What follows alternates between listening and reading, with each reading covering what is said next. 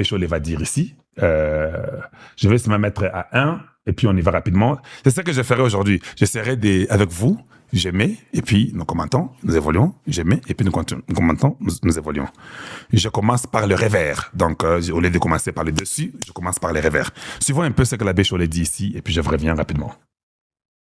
Parce que, quelque temps avant, le ministre de la Santé, qui est en charge de la sécurité sanitaire, avait fait des déclarations publiques pour dire que toutes les précautions étaient prises pour bien voter. Alors, si je ris, parce que vous avez su finalement qu'ils ont voté de leur façon, et en prenant des précautions. On n'a pas vu ceux qui sont soucieux de leur santé empêcher les gens d'aller voter. Si je ris, c'est puisqu'on a laissé cette masse s'entasser de façon incontrôlée pendant la campagne électorale.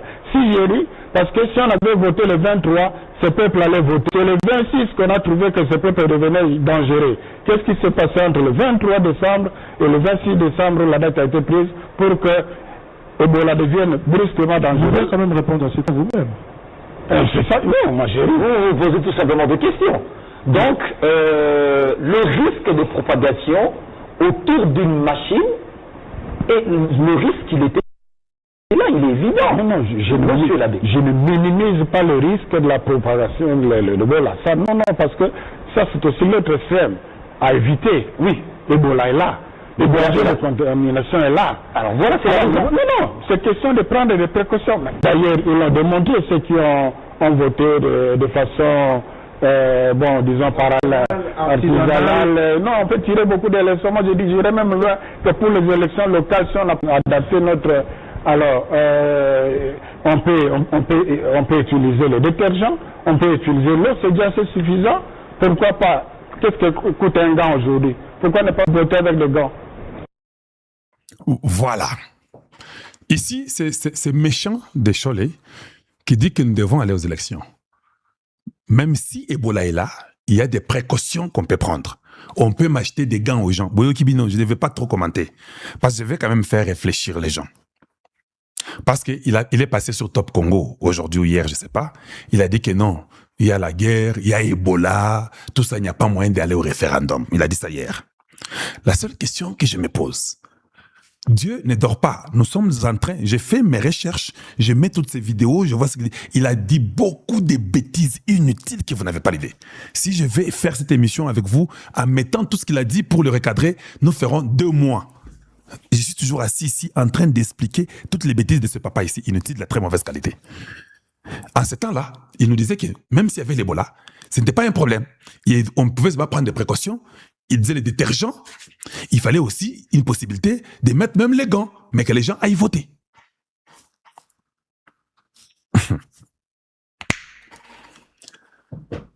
Maintenant, aujourd'hui, il dit non. Il faut qu'on aille seulement aux élections. Ce qui est grave, il refuse le référendum.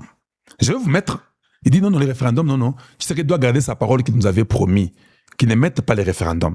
Mais quand même qu'on aille aux élections en 2028. Est-ce que ce papa est intelligent? Et ce papa peut nous parler de Dieu, s'il connaît réellement Dieu. Et puis autre chose, je suis en train de rigoler. Pourquoi? Parce que ce papa pense qu'il est intelligent dans ce qu'il dit. Mais il est tellement moins intelligent que c'est difficile. Je vais vous trouver un endroit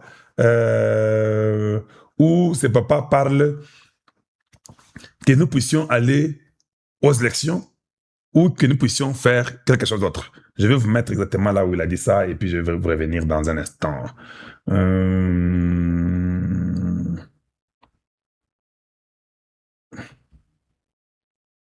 Voilà. J'ai trouvé l'endroit en question à la vidéo qu'il a pu faire hier et puis je vais revenir. Donc, je vais aller rapidement à la 47e minute. Et de là, je vais revenir. Allons-y à la 47e minute. Et puis, on va essayer d'analyser ensemble ce qu'il dit. Et puis, par après, on va revenir ensemble. 47e minute. Allez, je crois que je suis là. Je peux seulement faire ceci et je crois que tout le monde sera à mesure de voir ça. Ça, c'est sur Top Congo. Mais voyons un peu voir ce que Cholet dit. Suivons un peu attentivement et puis je reviens par après. du sang. Ah, mais tout n'a pas alors. Donc, ce qui, au comme un niveau ni parce que y est jusque-là, à ça qu'on dit ma réponse, moga angouane. C'est quoi, dénuement et quoi, t'as appris? Alors, solution pour n'abuser ses amis balétés. Et ce n'est pas le cananzela dialogue. Mais dialogue, un peu ça, il faut me konzambo kandima. Tant qu'andimité, kimia gozongate. Alors, responsabilité à moutonamoto. Donc, bah, son. Vous entendez que le papa dit, si dialogue est athée, kimia est kozongate. Je vous pose la question. Est-ce que kimia est conditionné par le dialogue? Voilà pourquoi nous voulons restaurer l'autorité de l'État. Ça, je le dis franchement de mon cœur. C'est le président Tshisekedi qui donne le souffle à ces individus inutiles de la très mauvaise qualité. Et je me demande pourquoi on ne peut pas abolir la SENCO. J'ai appris depuis hier et aujourd'hui, il y a les prêtres qui sont réunis à l'IMT. On les donne l'argent. Ça, il faut que les services de renseignement de Eberand aillent vérifier. À l'IMT, il y a des prêtres qui sont là-bas. Il y a l'argent qui a été donné par le Rwanda et la communauté internationale qui est l'Union européenne. Ils ont donné des moyens à la SENCO pour que la SENCO puisse partager l'argent aux prêtres, les encourager à amener les gens à sortir dans les rues le 7 juillet. Vous êtes au courant de ça? Je demande si vous êtes au courant de ça. J'étais en train de dormir, les gens m'ont appelé, Kalonji, il y a des prêtres ici à l'IMT qui sont réunis en train d'être donner de l'argent. Cholet et les groupes, son groupe, donnent de l'argent aux gens pour inciter les jeunes à aller faire les marches les 8. L'UDPS a arrêté de faire sa marche. On parle de problèmes d'insécurité, de problèmes d'Ebola, il ne faut pas rassembler plusieurs personnes. Pourquoi l'UDPS, lui, peut se conformer et qui sont au pouvoir peuvent se conformer, mais ceux qui sont de l'autre côté, qui ne sont pas au pouvoir, eux ne peuvent pas se conformer. On a besoin de restaurer l'autorité de l'État. Arrêtons la distraction. On ne joue pas avec un peuple. Je dis bien, on ne joue pas avec un peuple. L'État doit imposer sa loi sur tout le monde. Il n'y a pas d'exception. Vous ne mettez pas votre loi sur Kalonji et vous ne mettez pas votre loi sur Ambongo ou Cholet ou Mouteba et surtout Cholet qui est un menteur. Je me demande aujourd'hui si nous aurons des jeunes gens qui peuvent aller faire les séminaires pour devenir prêtres. Quel exemple ces jeunes-là auront aujourd'hui? Pourquoi devront-ils aller pour devenir prêtres pendant qu'il y a des prêtres qui sont impliqués dans la politique? Mieux vaut encourager les jeunes d'aller aux universités et faire les relations politiques ou quoi? La science politique, j'ai comme l'impression, c'est ce qu'il faut dire aux jeunes. Parce que quand vous allez pour devenir prêtre, vous ne prêchez plus les gens. Et vous êtes focalisé sur la politique. En quoi enverrons-nous encore nos enfants dans les séminaires? Pour faire quoi? Parce que finalement, ceux qui y sont deviennent des politiciens. Il faut que nous puissions instaurer l'État avec son autorité. Sans l'autorité de l'État, il n'y a pas d'État. Un jour, le président Tshisekedi parlait sur la conférence de presse. Il a rigolé, il a dit, bon, néanmoins, aujourd'hui, on a donné la parole à tout le monde. Avant, on ne donnait pas la parole à tout le monde. Oui, mais à un moment donné, ça deviendra un libertinage, monsieur le président de la République. Il y a des limites. Quand les gens dépassent leurs limites, vous les retournez dans leurs limites. Regardez la SENCO de Brazzaville, regardez la SENCO du Rwanda, regardez la SENCO du Cameroun, regardez la SENCO du Gabon, regardez la SENCO de l'Angola. Eux ne sont pas des humains. Ils n'ont pas étudié au séminaire. Ils n'ont pas de cerveau. Ils ne sont pas des humains. Ils ne sont pas capables de parler aussi comme les autres. Il n'y a que chez nous qui a le désordre. Je n'aime pas cette politique-là de vouloir comprendre tout le monde. En comprenant tout le monde, vous échouez. On ne peut pas comprendre ou écouter tout le monde.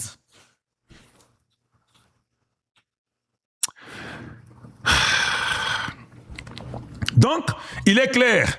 Il dit qu'il faut qu'il y ait un dialogue.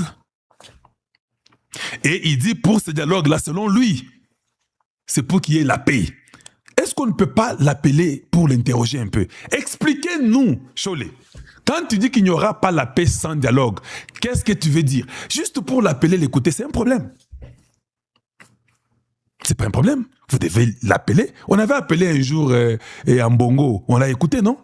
Oui, il faut appeler Scholl et l'écouter, qu'il explique sans les dialogues, comment sans les dialogues il n'y aura pas la paix. Qu'il explique un peu ça. Suivons, on continue. Sanction au coup, il y a Sikayotu comme sur une usine, il y a raffinerie contre le Rwanda. Tout ce qui a eu depuis signature Tilelo, bah sanction est aussi les habitombaté pour Nabino. Non limité. Ils ont ba mesure mon côté à Makasi aussi s'habitomba à partir de sanction. Biso moko tu sanga koyokana. Voilà. Donc, un papa qui est certainement fou. Il croit que les États-Unis, la grande puissance mondiale, avec les sanctions qu'il donne au Rwanda là, et tout ce qu'on coince le Rwanda là, pour ce papa, il est en train de prier Dieu que ça ne donne pas la paix. Pour lui, la paix, c'est quand on va prendre ceux qui ont violé vos parents. On va prendre les Nanga, les Kabila qui ont soutenu la rébellion avec les finances que les Américains ont bloquées là. Lui dit non, il faut qu'il y ait ces dialogues-là. Ce sont les gens qui entretiennent la guerre au Congo. Bato Ibozo Mona Bato Asenko. Ce sont les M23 en Soudan. Le M23 a échoué sur terrain. Le M23 a échoué dans ses stratégies. La seule stratégie qui est restée importante, c'est la stratégie de le M23 en Soudan. Voilà pourquoi Bemba pouvait dire les politiciens en Soudan. Il était exactement vrai et correct. Donc pour ces papas, ils se croient tellement plus puissants que les États-Unis. Que les États-Unis, c'est qu'il fait sanctions et qu'on ne veut rien dire. Et qu'aussi la thé. Et qu'aussi la race solo lit. Est-ce que vous comprenez la... Coup dire contre le Rwanda. Les sanctions américaines viennent d'être tombées. 6 articles clés pour la nouvelle constitution en République démocratique du Congo. João Lorenzo, frappé par le président Félix Antoine Tshisekedi Tshilombo. Bonjour peuple congolais, bisika nyos bozwami. Bandeko na confiance au bopesa kabiso ya kozwa actualité à travers biso otwali balobeli na bino bana mboka Congo na kosenga na bino oezeli lokola momesono pe coutume na biso yambo to expliquer na biso makambo na uti koloba awawa bo like émission na bino bo partager bo commenter pe boye bana ko s'abonner massivement sur toutes les chaînes o bo kolanda mwana mboka Edi Kanza. Peuple congolais, sans plus tarder, tokokota na explication ya oezali l'actualité du jour na biso na moko na biso ya lelo. Boyebi tolobaka na bino met fois ezalaka malamu mingi tozalaka informé na temps réel. Bandeko, coup dire contre le Rwanda. Les sanctions américaines viennent d'être encore tombées. Ba américain toyebi déjà que ba outa ko sanctionner ba Rwandais. Bapesa qui bango déjà ultimatum il y a 40 jours. Cela veut dire, selon les Américains, au plus tard le 15 juillet, il faut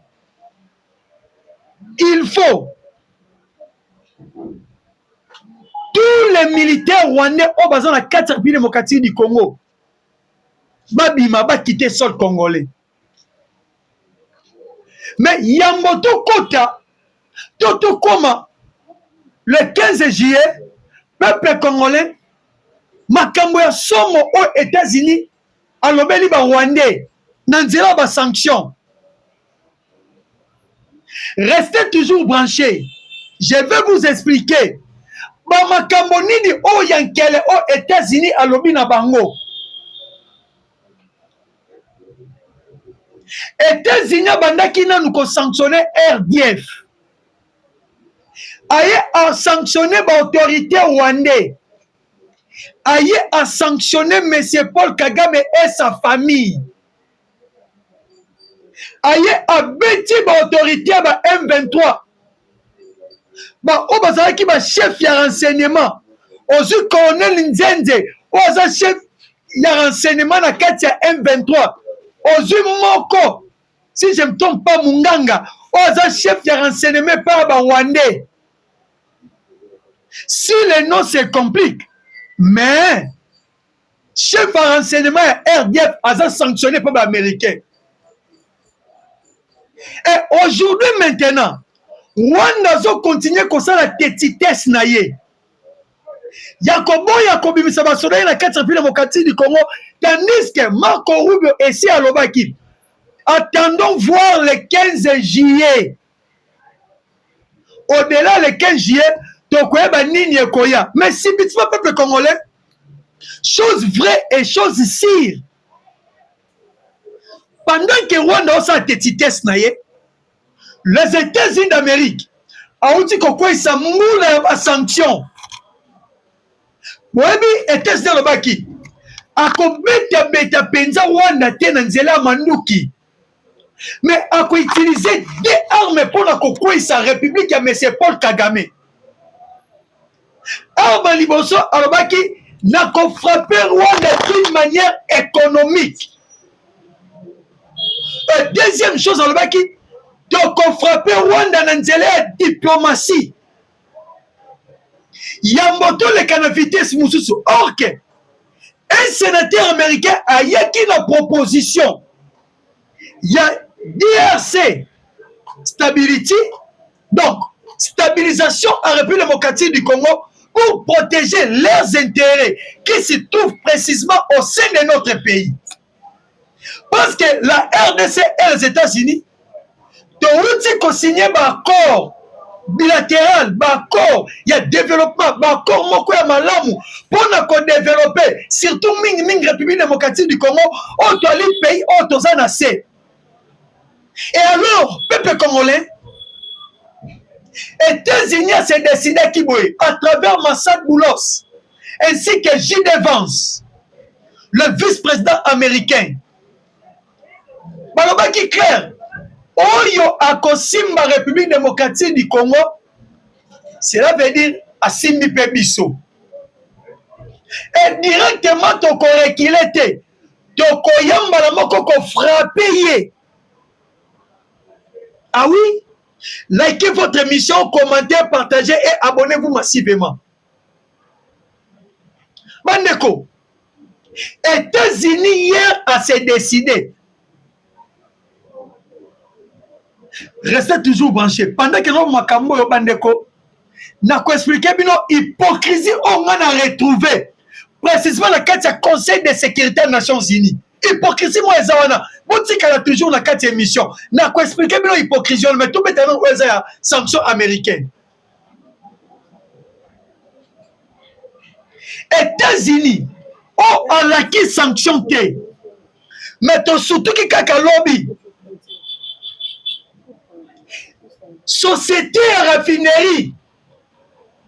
Il y a Rwanda na Congo à Gasabo.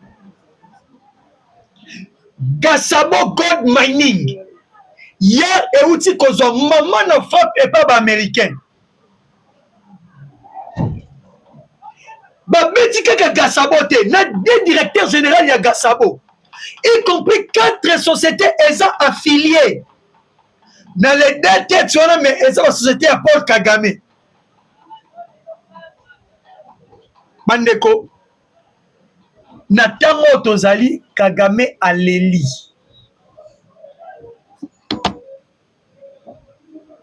Kagame Aleli. Seul poumon, je dis bien. Où est-ce qu'il y a Simba, République ya Rwanda, pour protéger l'économie na bango. Et la société minière Oya Gasabo. Et pendant que maintenant, société a une sanction, Bandeko, Molili et continue à la République ya Rwanda. Eh, Molili et continue vraiment na la République ya Rwanda. Parce que dans l'ère actuelle, ba Rwandais ba ebite nini lisusu bakoki kosala. Toyebi saki na peuple rwandais boye. Bon c'est le faux, bon se débarrasser. Non mais c'est Paul Kagame. Mais il y avait plusieurs personnes. Oh bah mon équipe is congolais le quoi toza ba con. Et Tolirika président de Bangote, Bandeko. Votre président, c'est un criminel. Votre président, c'est un génocidaire. Votre président, c'est un dictateur. Soki Bokabwani na yete, Bosali, révolution populaire te na kati ya Rwanda.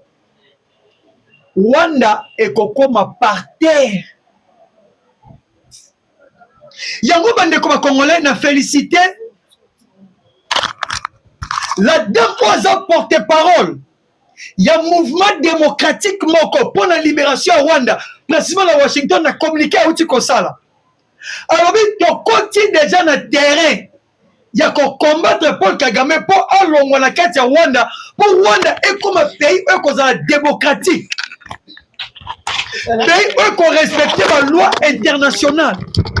Pays qui tambola lolenge oba pays nyo se tambola ka ko bana pe ko sala rotation ba président et non bana to tika na longi moko ka uka molai lokola nzete yeka ka vanda ka wana na diske azokota pays na biso na kati ya molili. La dame a pris du courage. Cet mouvement a pris du courage. Yakola Kisalelo Kagame Moussabke, tu dois quitter notre sol et notre pays. Et d'ailleurs, tu n'es plus Rwandais, tu es toute équipe au Outi na Ouganda.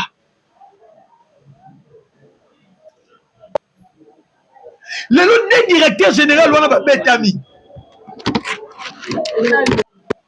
Des directeurs Wana Betami. Excusez, ma combo na bango. Quand même, le nom de tous ces directeurs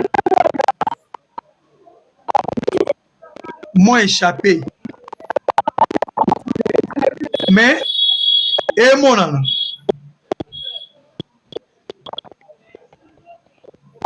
Et mon âme.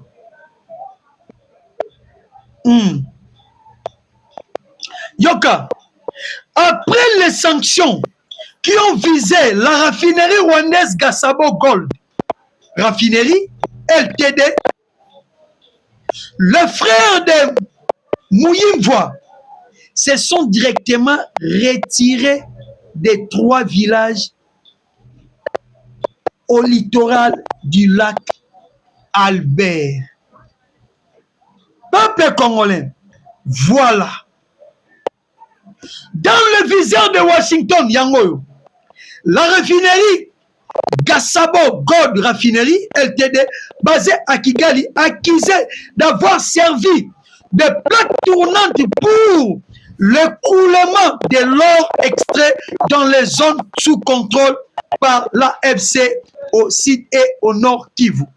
Selon les trésors américains, au moins 60 kilos d'or, représentant des millions de dollars, aurait transité de l'Est du Congo vers Gasabo Gold Raffinerie.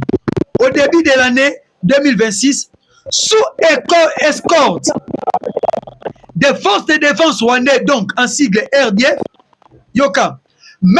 Jean Malik, le directeur général, Yagasabo, ainsi que M. Bosco Kayoboti, et ainsi que 3 sociétés minières rwandaises contrôlées par Kalima ont également été sanctionnées. Et le secrétaire du Trésor, Scott Bassen, a averti les États-Unis ne permettront pas à des groupes hors la loi de profiter du commerce illicite des minéraux et de déstabiliser la région.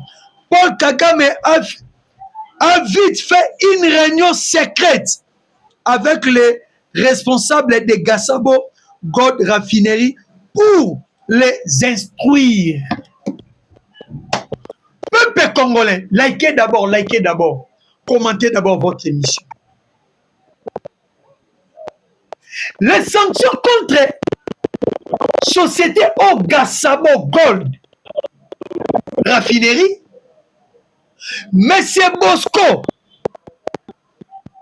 Kayoboti, ainsi que Jean-Malik Kalima. Jean-Malik, directeur général de Gasabo, il y a 3 sociétés parallèles où ils ont contrôlé pas inaïe. Donc, système nini Rwanda sala. Pendant que Azala Gassabo, Nakatia Gassabo a créé ma société parallèle. Beaucoup bêta Gassabo a se réfugié dans autre société wana minière. Mais nini au Washington a sali na trésor na bango. Ba américain ba Constantin Malom à travers l'ex-secrétaire Scott Bessène. Monsieur Scott Bessène a comprendre clairement que ceux qui te bêti kaka Gassabo à Pamba, les trois sociétés où elles ont affilié la bango à travers ces directeurs, bah qu'on changer de document, bah on continue toujours copier minéraux dans Katia Congo. Parce que bah sanctionner quoi suite yanini, bah mais qui ko investiguer na Rwanda zobi ça va comprendre que Rwanda est outil mususu précisément na Twangiza ou na Bukavu. Mususu est outil précisément na Windi na Nord Kivu. Ainsi que quelque part na bisiko nyonso ba Rwanda ba ko contrôler. Et les Américains ont décidé de sanctionner même ces deux directeurs généraux ainsi que les trois sociétés où elles ont affilié na Katia Gassabo Mining. Et maintenant, Ninisko O Kagame Asali. Kagame a bengi ba responsable ya ba société wana. A bengi M. Malik. A bengi pas M. Bosco. Bakoti na bakoti réunion moko secrète. Et na Katia réunion wana bazoluka comment bakozwa dédouanement. Comment bakoyeko détourner ba sanction oyo. Bande quoi Congo? Mabesi et Lati Bango. Les Américains ont déjà averti tous ces gens que vous serez frappés sérieux. Et pendant que tous sont dans les 15, aujourd'hui, il y a déjà des sanctions qui tombent comme la pluie. Il y a déjà l'affaiblissement. Et pour Siko Bandeko, pour comprendre bien, et fait nini comme même na ba sanction économique on va mettre la société minière ya Gassabo. Peuple congolais. Gassabo est la seule société. Seule société où tikalaki pour la kokwe sa économie ya Rwanda. Lokola ba beti Gassabo, chose à savoir, économie ya Rwanda et si ekwei. Donc, peuple rwandais a zokota na mama na crise sikoyo ndenge tozabu. Bandeko, la fin de Kagame est déjà annoncée. Maintenant, les frappes concernant l'Angola. Il y a un bras de fer entre l'Angola et la République démocratique du Congo. Bras de fer. Où est-ce entre Bissona Bango? Bandeko Mboka Congo. Joao Lorenzo à Lukaki ensemble avec Joseph Kabila. Ben poser le président Félix Tshisekedi dialogue pour inclure les rebelles Nakati, à l'occurrence de Joseph Kabila, Corneille Nanga, Bertrand Bisimwa, Makenga et consorts. Mais le président Félix Tshisekedi était clair dans son discours. Et c'est qui est que M. Lorenzo, Oza homologue Nanga, mon collègue président, yebe yango petit yango na mutu na yo. Nakotikalaka jamais kokota dialogue avec ensemble na ba congolais o ba baninga ba congolais. Donc toko respecter yango te. Bayeba yango dialogue onga na kokotisa et kozala un dialogue oyo ko inclure uniquement ba congolais o bazana sang ya baninga na bango te na maboko. Et alors le président Joao Lorenzo, na réponse à Fati à Koboya dialogue, Kabila va participer à se retirer. C'est l'Angola qui comprenait qui philosophie à Félix Tshisekedi. Le président Félix Tshisekedi, et si à part cela qui déjà d'accord, il y a Luanda. Et si à part cela qui déjà pour parler, il y a Angola. Et si à passer le vent même pour parler à Doha, tu es branché uniquement n'a pour parler aux Ezali à côté là, Washington, na accord minéré et sécurité, auto-signaki. Parce que dialoguer avec Kabila, c'est dialoguer ensemble avec le diable. Ah oui? Ensemble avec le diable.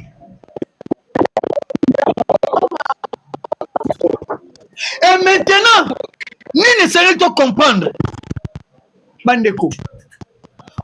Pourquoi Jean-Laurent Monika n'est président Fati à Boy, il a se retiré. Le problème c'était quoi? Oui, bon, m'amène à 4 dialogue. Voici les révélations. Na 4 dialogue wana. Et l'oko bango babombaki. Na 4. Webi Congo, et à l'époque, il y a Kabila Zaki Moutamwe Kangi Nzoko. Motona moto aya koza oya yezali eteni. Joao Lorenzo Azaki na bakare minier a Kabila Pesaki. Denis Sassou Nguesso aki na bakare minier a Kabila Pesaye. Cyril Ramaphosa aki na kare minier nepe awa. Ozui Jacob Zuma, carré minier. Ozui Tabou Meki, carré minier. Ozui Nelson Mandela, Okufa, carré minier. Ozui Nani, Mugabe, carré minier. Majorité de présidents africains, presque bango tout, parce qu'il y a carré minier dans bango. Et lorsque le président Fati avait pris une décision, il a retiré tous les titres miniers au Pesamaki na bateau, Nanzela Nyamu Nyamu. Peuple congolais, n'est pas moni ba président africain. Bon réfléchir bien. Ce qui bon tali malam. Pendant que les sanctions américaines et zokoué, ba condamnation à d'autres pays, Union africaine n'a condamné Rwanda. Union africaine, nanu a condamné Rwanda. Plusieurs instances africaines, nanu est condamné Rwanda. Vous savez pourquoi?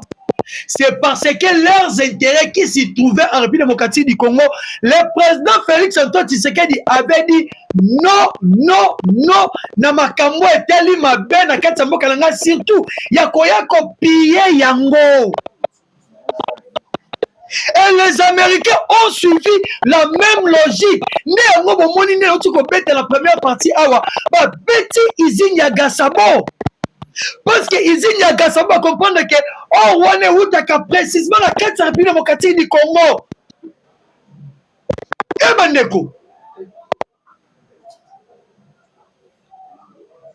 La quête de la République démocratique du Congo.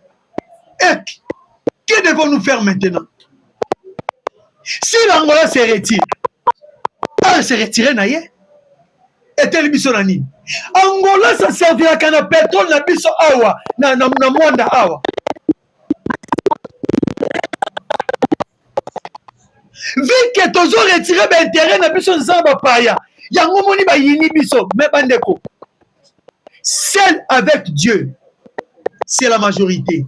Le président Félix, il est avec Dieu. Bango nyos bako yina biso mais soki nzamba za pona biso. Comme la Bible nous dit, si Dieu est pour nous, qui sera contre nous? Dieu est le tout-puissant. Et Zalangola s'est retiré pour parler. Akende naye, oh ça sobo ibiso, bakende na bango. Mais nous-mêmes, le peuple congolais, ceux qui sont vigilants et prudents, tu as la capacité à délivrer mon cannabis.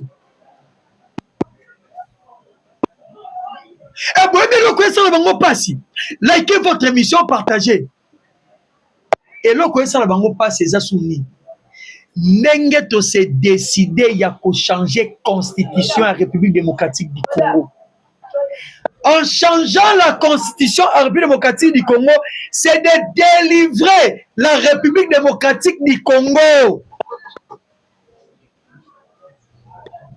Un peuple congolais. Qu'on change la constitution, ça qu'on délivre Mboka. Et maintenant, tous tina kibunemi na biso. Yango na bomoni ba français pour empêcher Fati na changement de constitution, babandi ko alimenter M23 na en homme et en matériel.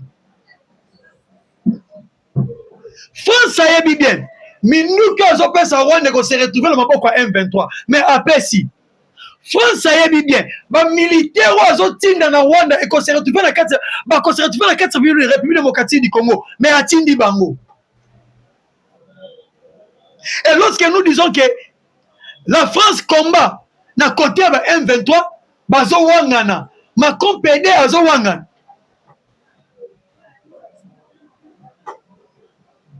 Eh bandeko. La loi oh français ba sengi biso 12 militaires na bango, otokanga ki na est. Mais ambassadeur en France, alobini. La France n'est plus. Parce que ba sodo azo senga biso ba uti wapi. Ah, tout le monde va vidéo. N'a pas blessé, il y a un militaire français. Tout le monde. Bah, beaucoup de gens. Bazolia, bazofoula, bazolia, bazofoula. Mais avec Fati, tout finira. Et cette constitution sera bel et bien changée. Changée. Il y a des articles où ils ont dérangé le République démocratique du Congo Makassi. Où ils ont dit ça beauté Camille Mboka Oyo. J'ai salué l'ingénieur Francis en passant, l'ingénieur Jérémy Moutamba. J'ai salué aussi la mère même depuis Sosimat. Bandeko. Ce qui s'est décidé de le changement de constitution. Si mon opposition a lancé marche moko a le bien que déposé mémorandum par le président Félix Tshisekedi pour l'enquête et Senghel n'a pas démissionné. Vous savez pourquoi?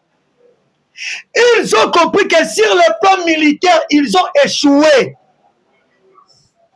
Il faut maintenant créer une opposition, précisément à Kinshasa, pour déstabiliser le pouvoir du président Félix Antoine Tshisekedi Tshilombo.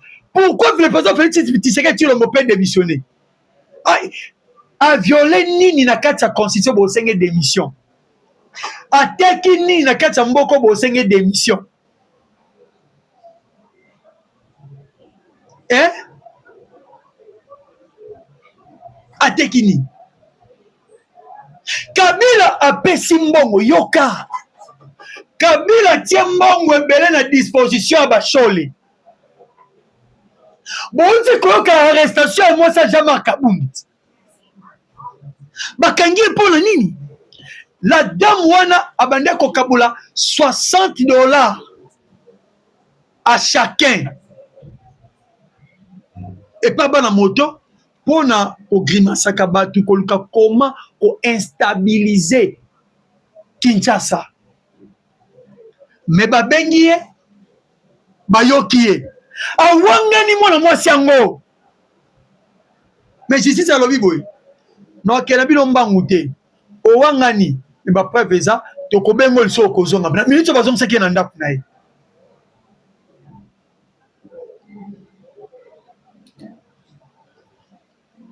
Bachole tout baza complice. Je vais lire 6 articles clés. Il y a une nouvelle constitution. Bokoyoka, ce que ça m'a bé, bolobi que ça m'a bé. Ce que ça m'a l'homme, bon commenter. Mais, hier, sur le plan sécuritaire, Moussa et Salma qui m'a l'homme. Yoka natang le nom moko ba communiquer au bawazalendo ba pesi biso. Quand vous entendez le verbe pleureux, chez les Kaoko, cela veut dire chez les Rwandais, le vocable bombardement avec épuration ethnique, marginalisation de tout type, stigmatisation des Kaoko, bombardement aérien dans les zones densément peuplées, il faut vite comprendre la perte énorme des militaires Kaoko RDF M23. Des centaines de milliers de Rwandais centaines de milliers de Rwandais ont été neutralisés farouchement dans le coin de Minembwe après une frappe chirurgicale de nos unités spécialisées. Dans les bataillons nocturnes, cela veut dire les Zibou, plusieurs ont été appréhendés, arrêtés, et les autres blessés, des armes sophistiquées et légères, des effets militaires ont été abandonnés. Les Kaokos sont devenus des engrais organiques du sol congolais. Ok. Les Rwandais sont devenus des engrais organiques du sol congolais. Malgré l'intervention de l'armée française, rien ne va pas avec les Kaokos. Ils sont tous frappés ensemble. La frappe aussi commence à engendrer les orphelins, les veuves, à cause des minéraux. Kigali lui a signé un pacte d'enterrer ses fils au jour, d'enterrer ses fils jour et nuit pour gagner le minerai. Tolobani, Bolandi. Bravo na FARDC na Moussa Malamo Bosali. Bokoyoka, Boyosi Boyoki va communiquer. Le FARDC a Minembwe ont bombardé le cité densément peuplé. Je vous ai déjà bien dit, ceux qui vont bombarder cité densément peuplée, cela veut dire plusieurs Kaoko du M23 de l'AFC, de Rwandais, de Tiwanero, de Red Tabara ont été bombardés par les FARDC. Excusez, oui bien moi madame, Rwanda continue à 22 militaires, 22 militaires, 22 militaires. Na kati ya Minembwe, pour bien kobeta biso na Ilundu, na Kakenge, ainsi que na Mikenge. Mais les FARDC ba matisa qui ba drone. Boy le système de Msebino. Ba Msebino boy. Au moins tito zonga ki na Minembwe ngala banga kité. Na ebeke et aller na ndambo ba militaire mo ne sengela ba ya renfort. Et senga tout ça la reprise stratégique. Ndambo ba militaire na ba kota. Comme ça tant to bombarder bango to bombi na réserve ba tikala nango. Ndi yango ne salami. Bakufi ebele ebe na ngata ndeko liwa ya somo et na kati wana les Français aussi bakufi Nebisibino. Si Dieu est pour nous, qui sera contre nous? Dieu combat aux côtés des Congolais parce que les Congolais to bundi la cause o eza juste Kagame na ebandeli na lobi balamba ndeko na ngai peuple rwandais soki bokolongola Kagame la pouvoir te bokokoba kana kozala finien na kati mabele ya République démocratique du Congo tango bokopola ndenge tokoboma bino to londi biloko bimi na santé ya malamu. C'est ça. C'est ça. Des grands bombardements. Oh, Tobeti na bango. Bande comme Congolais. 6 propositions clés. Il y a une nouvelle constitution de la RDC. Article 1. Sur l'intégrité territoriale. Totanga. La République démocratique du Congo est un État unitaire, indivisible, souverain et inviolable. Son territoire hérite des frontières de l'indépendance du 30 juin 1960, d'une superficie, okay, 2 345 409 km² peut être cédé, morcelé, aliéné ou occupé en tout autre, en tout ou en partie. Mais dans la constitution à Kabila, batikala côté la biso superficie à Congo. Mais dans la nouvelle constitution,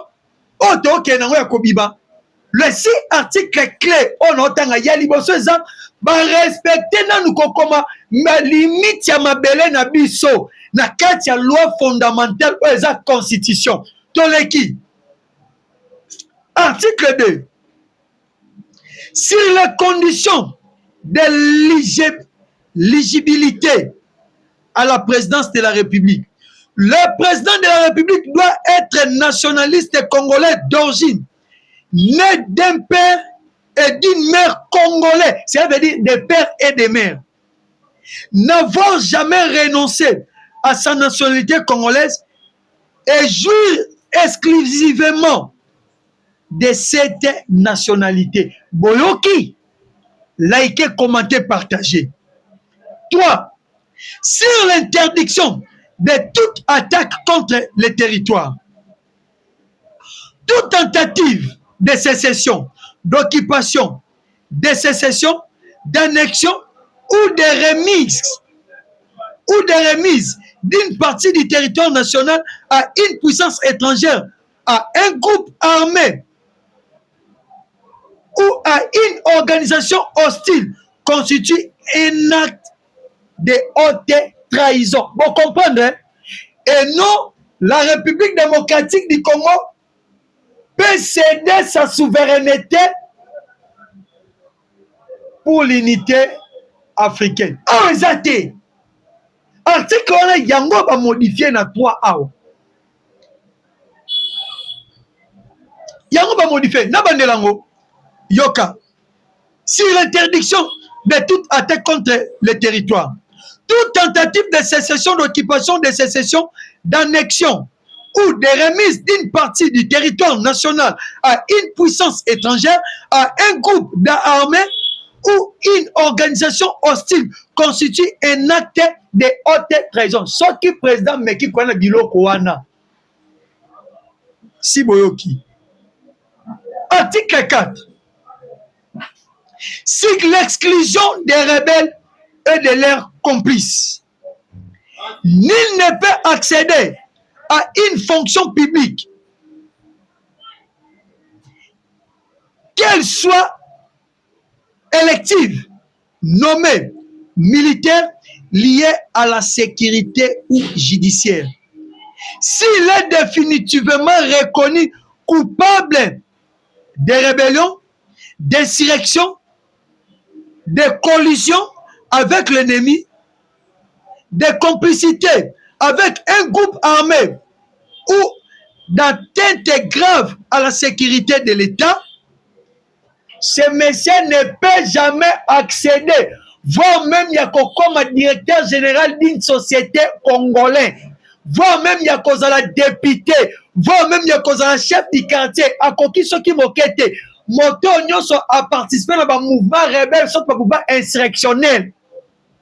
Donc, bananga ndenge bazawana adie, Franck Dion adie politique, fati constitution oasika ekuni ba politicien véreux, criminel, rebelle. Et 5. Sur l'interdiction, 6. Sur les clauses irrévocables, les éléments suivants ne peuvent faire l'objet d'aucune révision constitutionnelle. Biloko ba verrouillé. Eux comme ça là jamais révision constitutionnelle. Le quoi pas Kabila l'article 221 ou abete la katolo. 1. L'unité est indivisible de la République. 2. L'inviolabilité de l'intégrité territoriale et des frontières héritées de l'indépendance. Et 3. L'interdiction de céder ou de morceler le territoire national. Et 4. L'exclusion des rebelles, des traités et de leurs complices des institutions de la République. Si mot-clé, il y a une nouvelle constitution. Je pense que vous comprenez. Eh bandeko, lobby, nakoya na mozindo, to bandango no na parlement, donc toya na ngwa, to fan d'ici dossier, vous comprendre. Vous comprenez le 6e point. Vous comprenez, bandeko, na confiance au pesa kibiso, na mingi ya kolanda biso, pour na lelo de telemeli awa, j'ai dit que le Dieu de la République démocratique du Congo vous bénisse. Merci.